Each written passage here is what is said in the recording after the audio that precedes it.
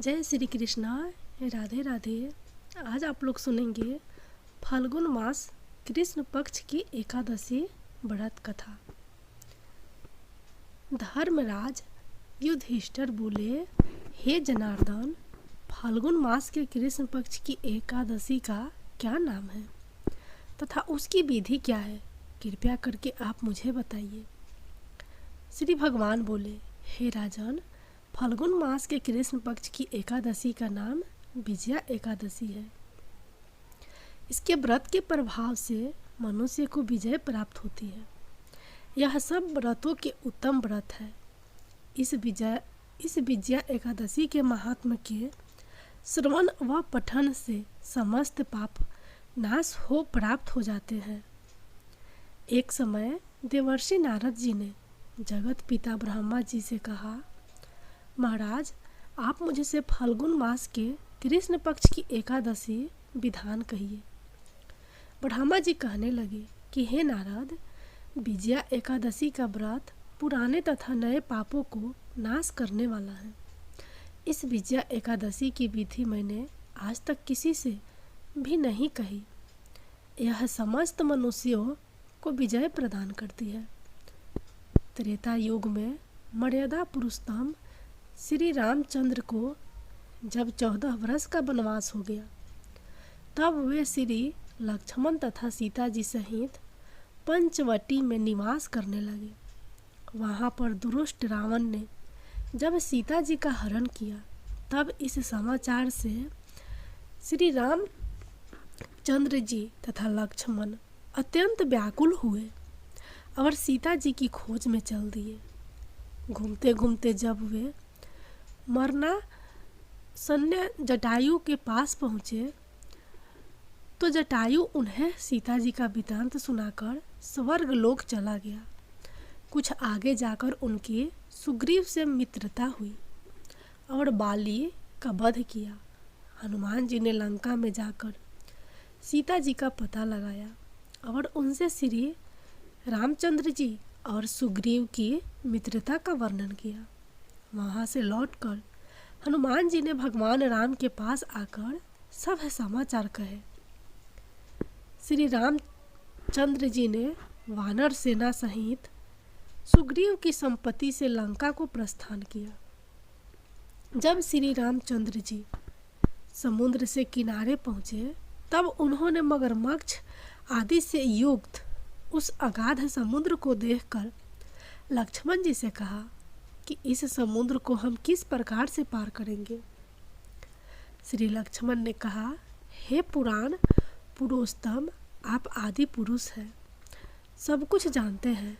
यहाँ से आधा योजन दूर पर कुमारी दिव्य में बकदालभ्य नाम के मुनि रहते हैं।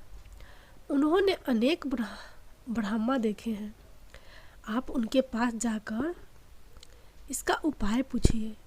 लक्ष्मण जी के इस प्रकार के वचन सुनकर श्री रामचंद्र जी बकदालभ्य ऋषि के पास गए और उनको प्रणाम करके बैठ गए। मुनि ने भी उनको मनुष्य रूप धारण किए हुए पुराण पुरुषोत्तम समझकर उनसे पूछा कि हे राम, आपका आना कैसे हुआ?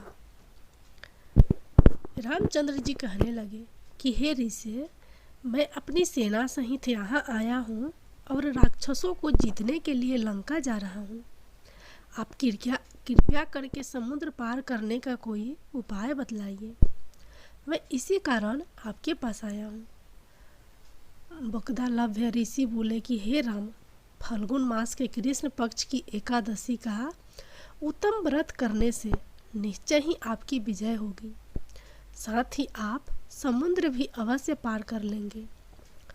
इस व्रत की विधि यह है कि दशमी के दिन स्वर्ण, चांदी, तांबा या मिट्टी का एक घड़ा बनाएं। उस घड़े को जल से भरकर तथा 5 पलाव रख वेदिका पर स्थापित करें। उस घड़े के नीचे सतंजा और ऊपर जौ रखें।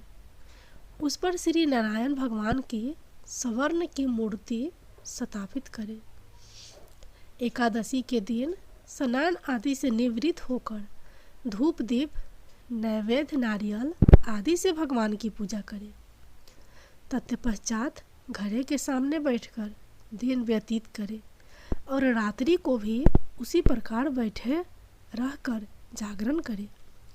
द्वादशी के दिन नित्य नियम से निवृत्त होकर उस घड़े को ब्राह्मण को दे दे। हे राम, यदि तुम भी इस व्रत को सेनापतियों सहित करोगे तो तुम्हारी विजय अवश्य होगी। श्री रामचंद्र जी ने ऋषि के कथा अनुसार इस व्रत को किया और इसके प्रभाव से दैत्यों पर विजय पाई। अतः हे राजन, जो कोई मनुष्य विधि पूर्वक इस व्रत को करेगा, दोनों लोकों में उसकी अवश्य विजय होगी। श्री ब्रह्मा जी ने नारद जी से कहा था कि हे पुत्र, जो कोई इस व्रत के महात्मा को पढ़ता है या सुनता है, उसको वाजपेय यज्ञ का फल प्राप्त होता है। जय विष्णु भगवान। अब आप लोग सुनिए एकादशी पर सुने जाने वाली कहानी। एक बार एक राज्य में एक राजा रहा करता था। राजा बहुत ही बुद्धिमान और बलशाली था। राजा सदैव अपनी प्रजा का बहुत अच्छे से ध्यान रखता था। प्रजा भी अपने राजा को बहुत पसंद करती थी। राजा की 2 बेटियां थीं। राजा अपनी दोनों बेटियों से बहुत प्रेम करता। राजा की छोटी बेटी देखने में बहुत सुंदर और आकर्षण थी और राजा की बड़ी बेटी छोटी बेटी के मुकाबले थोड़ा कम सुंदर थी। राजा की छोटी बेटी 11 माता की पूजा किया करती थी और सभी लोग राजा की छोटी बेटी से बहुत प्रेम करते थे और बहुत प्रशंसा किया करते थे। राजा भी अपनी छोटी बेटी को बड़ी बेटी से अधिक प्रेम करता था, जिस कारण राजा की बड़ी बेटी को अपनी छोटी बहन से बहुत नफरत होने लगी थी।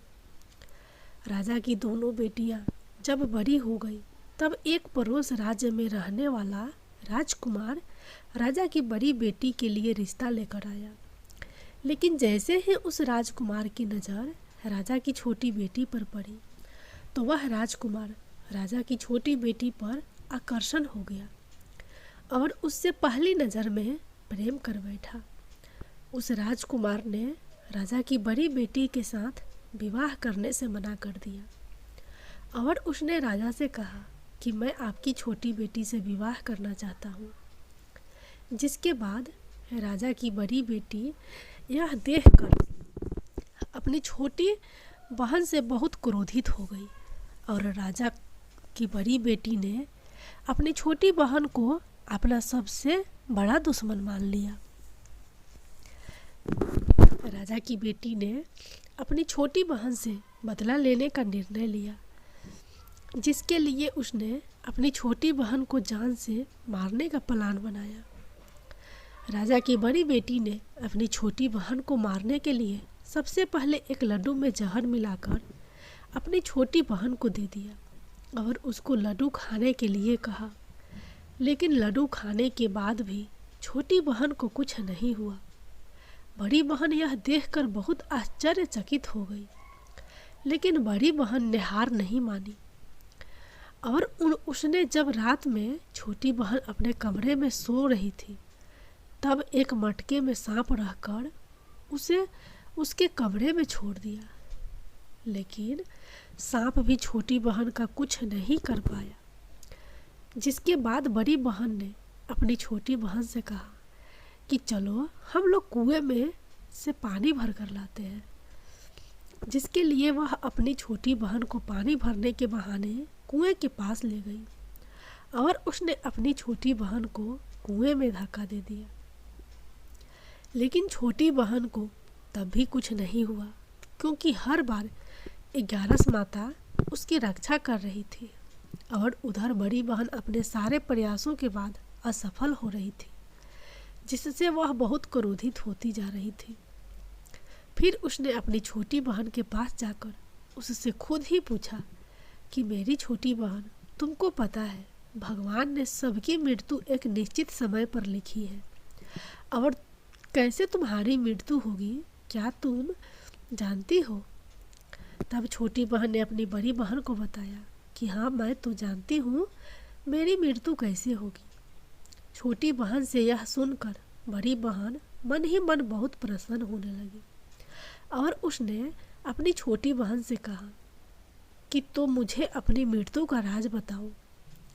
छोटी बहन ने अपनी बड़ी बहन से कहा कि मेरी मृत्यु तो एक तोते में है, जो तोते के गले में एक हार है, उससे मेरी मृत्यु होगी। जब तक कोई भी व्यक्ति तोते को मारकर वह हार अपने गले में पहनेगा तो मैं मूर्छित हो जाऊंगी, और जैसे ही उस हार को अपने गले से उतारेगा तो मैं वापस से जीवित हो जाऊंगी। अपनी छोटी बहन की मृत्यु का राज जानकर बड़ी बहन बहुत ही खुश हो गई, और उसने अपनी छोटी बहन को मारने के लिए उसने पालतू तोते को ढूंढना शुरू कर दिया। और छोटी बहन को इस बात का अभ्यास हो गया था कि कोई उसकी जान लेना चाहता है, जिसके लिए वह अपने पिताजी के पास गई, और उसने अपने पिताजी से कहा कि पिताजी, मेरी मृत्यु के बाद आप मुझे जलाइएगा मत, बल्कि आप मुझे अपनी पुरानी वाली हवेली में एक पलंग में लिटाकर छोड़ दीजिएगा।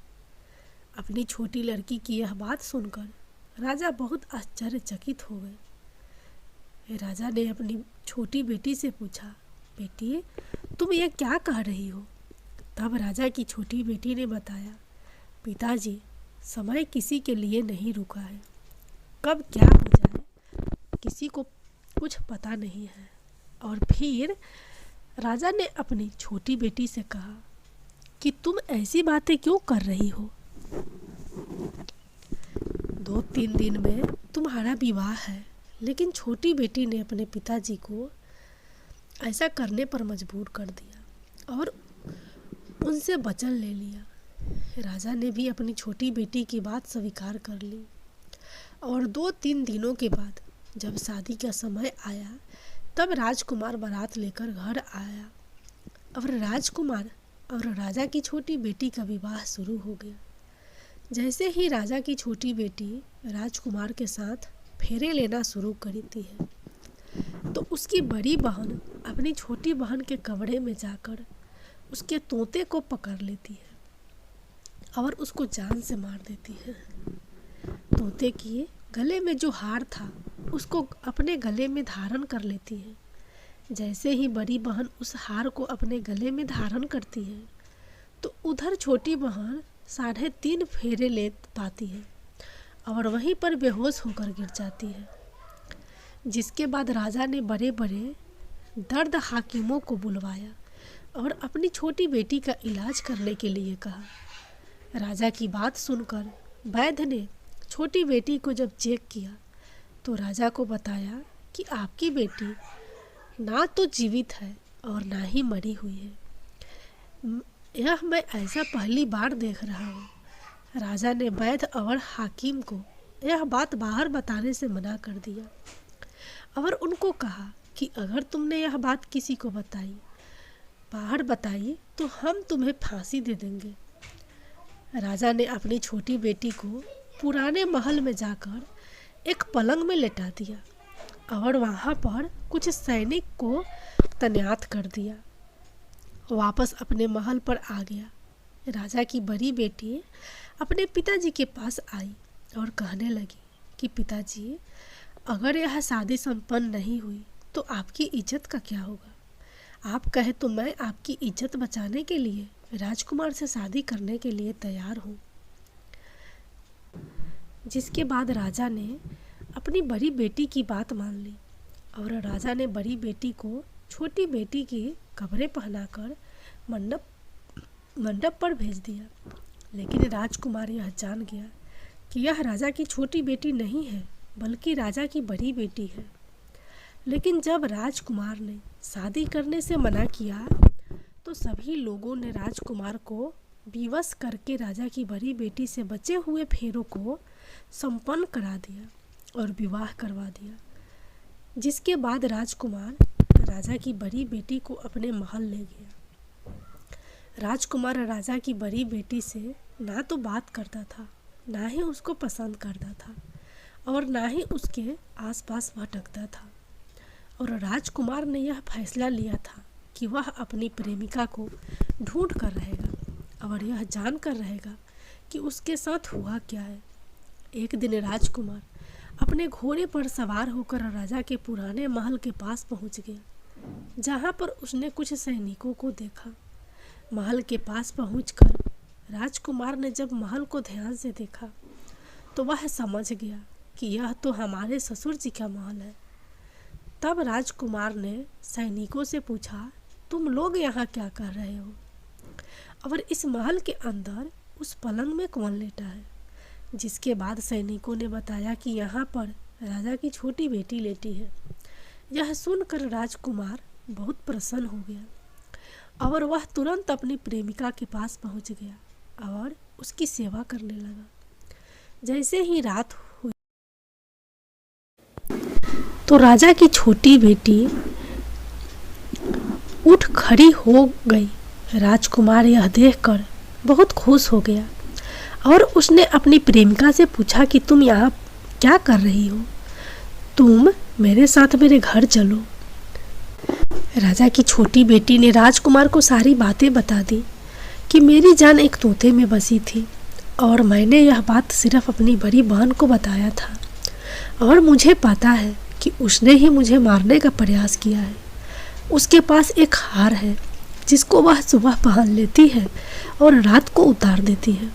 जब तक वह हार को पहने रहती है तब तक मैं मूर्छित रहती हूँ और जैसे ही वह हार को उतार देती है तो मैं जीवित हो जाती हूँ। और जब तक मेरी बहन के पास वह हार है तब तक मैं ऐसे ही जीवित और मूर्छित होती रहूँगी। अगर मेरी बहन के पास जो हार है वह मेरे हाथ में लग जाए तो मैं हमेशा के लिए जीवित हो जाऊंगी। राजकुमार यह बात सुनकर राजा की छोटी बेटी के पास रहने का निर्णय ले लिया और उसने अपने बचे हुए सारे फेरे उस पलंग में लेटी राजकुमारी राजा की छोटी बेटी के साथ ले लिए और अपना विवाह पूर्ण कर लिया और वहीं पर ही रहने लगा। देखते ही देखते कुछ समय में राजा की छोटी बेटी और राजकुमार की पत्नी पेट से हो गई और एक दिन राजकुमार को किसी काम से बाहर जाना पड़ा। तब छोटी बहन के पेट में बहुत तेज दर्द होने लगा, जिसके बाद उसने 11 माता का आह्वान किया। जिसके बाद वहाँ पर 11 माता प्रकट हुई और उन्होंने अपने भक्तों के दर्द को दूर किया और एक पुत्र की प्राप्ति करवाई। और वहीं पर अचानक से राजकुमार भी आ गया। राजकुमार ने 11 माता को देखा तो वह आश्चर्यचकित हो गया और उसने तुरंत माता को प्रणाम किया। और 11 माता ने राजकुमार से कहा कि जब तुम्हारा पुत्र 5 वर्ष का हो जाए तो तुम अपनी पत्नी का हार लाकर इसके गले में डाल देना। और देखते ही देखते राजकुमार और राजा की छोटी बेटी का पुत्र 5 वर्ष का हो जाता है। उसके बाद एक दिन राजकुमार किसी काम से बाहर चला जाता है। 5 बरस का हो जाता है तो राजकुमार अपने बेटे से कहता है कि बेटा, मैं कुछ काम से बाहर जा रहा हूँ, तुम अपनी माता का ध्यान रखना। और वहाँ से चला जाता है। राजा को बाहर निकलता देख बड़ी बहन ने सैनिक देख लेते हैं। बड़ी बहन के सैनिक देख लेते हैं और बड़ी बहन को जाकर सारी बातें बता देते हैं। जिसके बाद बड़ी बहन अपनी छोटी बहन के पुत्र को वहाँ से उठवा देती है और उसको मरवा देती है। छोटी बेटी के पुत्र के 2 टुकड़े करवा देती है। पहला टुकड़ा चक्की के पास छुपा देती है और दूसरा टुकड़ा अपनी पलंग के नीचे रख लेती है। अब 11 माता भिखारी का रूप लेकर आती है। एक भिखारी का रूप रखकर बड़ी बहन के पास चली जाती है। जिसके बाद वहाँ पर भिक्षा मांगने लगती है। बड़ी बहन अपने नौकरों से कहती है कि जाकर भिक्षा दे दो, लेकिन जैसे ही नौकर 11 माता को भिक्षा देने के लिए आते हैं तो माता उन्हें मना कर देती है और कहती है कि मैं तुम्हारी महारानी से ही भिक्षा लूँगी। जिसके बाद बड़ी बहन स्वयं भी भिक्षा देने के लिए माता के पास आती है। तब माता एक बिल्ली का रूप लेकर उसके कमरे में चली जाती है और वहाँ पर छोटी बेटी के पुत्र को 2 टुकड़ों को आपस में जोड़ देती है और उसे जीवित कर देती है। उसे वहाँ से ले जाती है। राजकुमार अपने बेटे को लेकर अपनी पत्नी के पास जाता है और उसे कहता है कि तुम इसका ध्यान रखना। अगर तुम इस बच्चे का अच्छे से ध्यान रखोगी तो मैं तुमसे बात करूँगा। एक दिन राजकुमार अपने बच्चे से कहता है कि तुम मम्मी से उनके गले का हार मांग लो।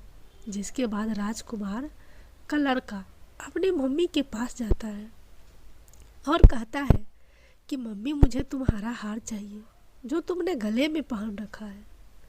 यह सुनकर पहले तो बड़ी बहन बहुत क्रोधित होती है, पर उसको याद आता है कि राजकुमार ने कहा था कि अगर मैं इस बच्चे का ध्यान अच्छे से रखूंगी तो वह मुझसे बात करेंगे, जिसके कारण वह हार को उसे बच्चे को दे देती है और वह तुरंत लेकर जाने लगता है, अपने पिताजी को दे देता है। और तभी राजकुमार अपने बेटे को लेकर वहाँ से जाने लगता है और अपनी पत्नी से कहता है कि तुम हमारे लिए खाना बनाकर रखना, मैं शाम को आकर तुम्हारे साथ खाऊंगा। और वह अपने बेटे को लेकर वहाँ से चला जाता है। जिसके बाद वह राजा के पास जाता है और उनको सारी बातें बता देता है।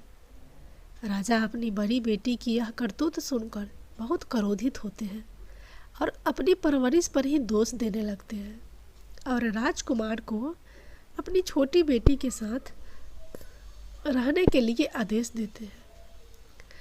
जय 11 माता।